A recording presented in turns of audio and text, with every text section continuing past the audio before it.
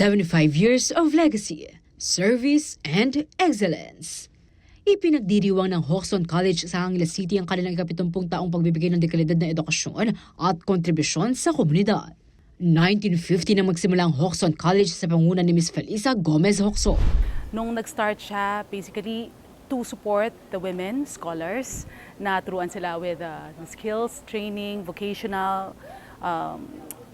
It started as a cosmetology, beauty care, hairdressing, and moving forward, fast forward to the 80s, we've actually offered the full basic education and then the college level. But focused ang founder in helping women during that time, when it started in the 50s, to provide skills and equip them and empower them with something that they could do to help, not just to stay with and wait for their husband during that time. Nagsimula bilang fashion school, ngayon ay nag-o-offer ng Jocson College ng iba't ibang kurso. Jocson College always focused on the niche. Kung ano ang course or focus on the education to employment, basically. So it's a college, but focusing on the demands of the industry. Just like now, our flagship course is into aviation, tourism, and hospitality. From 20 students, nasa 3,200 na ang naka-enroll sa nasabing pang-aaralan.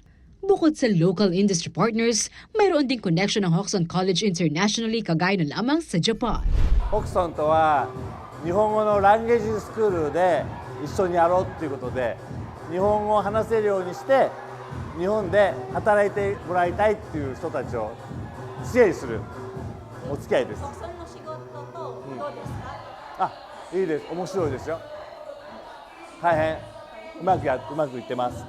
Ang yumaong founder na si Lola Felisa, nagkaroon din ng numerous awards para sa kanyang ambag, hindi lamang para sa mga kababaihan, kundi sa buong lalawigan. In 1988, Lola Felisa Gomez Jocson was awarded as Outstanding Angileño. I think it was December 8, together with the late Tito Abong Tayag na under community service. May his soul rest in peace. Si Tito Abong and other Kapampangans, together with Lola, were awarded by the City of Angeles as Outstanding Angileño. At the same time, in those years, she was also awarded as Outstanding Kapampangan in Central Luzon. And in 2019, Lola Felisa Gomez Jocson was also posthumously awarded by the city mayor then, Mayor Ed Pamintuan, now CDC chairman, as Pamana Awardee or Pagmaragul at Matinakang Anak ng Angeles. That was in 2019. Samantala nagkaroon ng week-long celebration ang Jocson College. Isa na sa mga naging aktibidad ay ang Diamond Jubilee Gala. Ganyan din ang Gawad Felisa Jocson itong Biyernes, February 21 sa Best Western Metro Clark sa Balibago. Layon ng Gawad Felisa Jocson na kilalanin at bigyan parang alang Kapampangan women na mayroong malaking kontribusyon sa komunidad.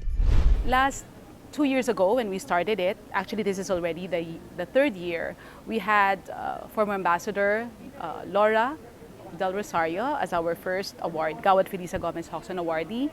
She's a diplomat and into education. And then last year, we had the second Felisa Gomez Jocson awardee, si Justice Estuesta. At ngayong 2025, si Sonia P. Soto, President ng CLTV36, ang sole recipient ng Gawad Felisa Award. Ito ay dahil sa kanyang katangi-tanging ambag sa komunidad bilang isang civic leader, women's rights advocate at reputable journalist. Liana Canilaw, CLTV36 News.